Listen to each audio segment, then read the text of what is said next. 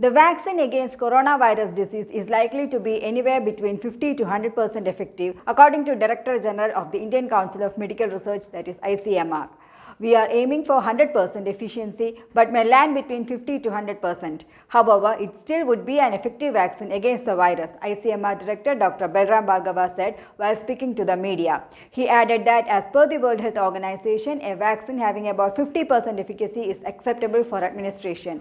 100% efficacy is not achieved in vaccines for respiratory viruses, he added.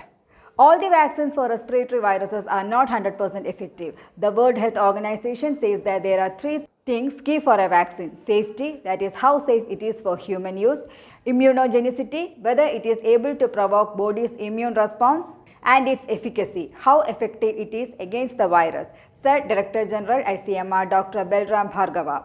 Central Drugs and Standard Control Organization has also issued a draft guidance note on vaccine development in the country with special focus on COVID-19 vaccine, especially safety profile. The 39-page document lists several safety protocols that companies have to follow, including developing adaptive trial designs. An individual who gets the vaccine should be protected from reinfection for at least a year. Meanwhile, the regulatory body also clarified that persons who have been infected with the SARS-CoV-2 virus in the past should be included in vaccine testing as long as they do not have acute COVID-19 or other acute infectious illness.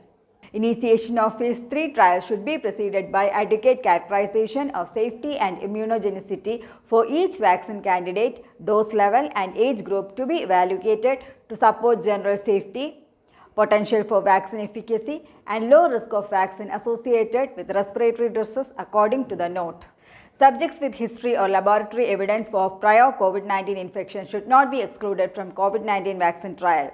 However, subjects with acute COVID-19 or other acute infectious illness should be excluded from such trials.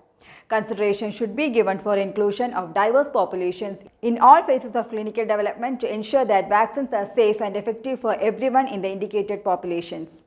Evaluation of vaccine safety and efficacy in phase 3 clinical trials in adults should include adequate representation of elderly individuals and individuals with comorbidities, the note reads. Sri Rajesh Bhushan, Secretary Union Health Ministry, however, said that this is just a draft guidance note that has been put in public domain as part of the transparency policy of the government to invite stakeholders' comments, and it is not final. India's 2 indigenous vaccine candidates against coronavirus disease have completed phase 1 human trials, and recruitment of subjects for the next level phase 2 has also completed.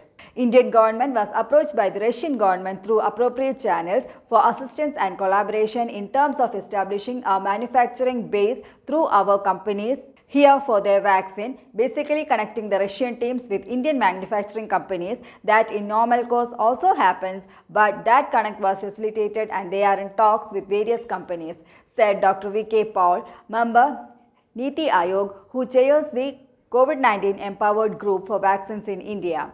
Another dimension was to look into regulatory pathways for phase 3 trials or any other clinical trials to be facilitated here. Indian government has conveyed to them to apply with appropriate documents. They have to identify the entity that will approach the regulator on their behalf. We hope they will soon approach the central regulator systematically while adhering to the norms and regulations of India. It is a work in progress, Dr. Paul added. News Desk, Karma News.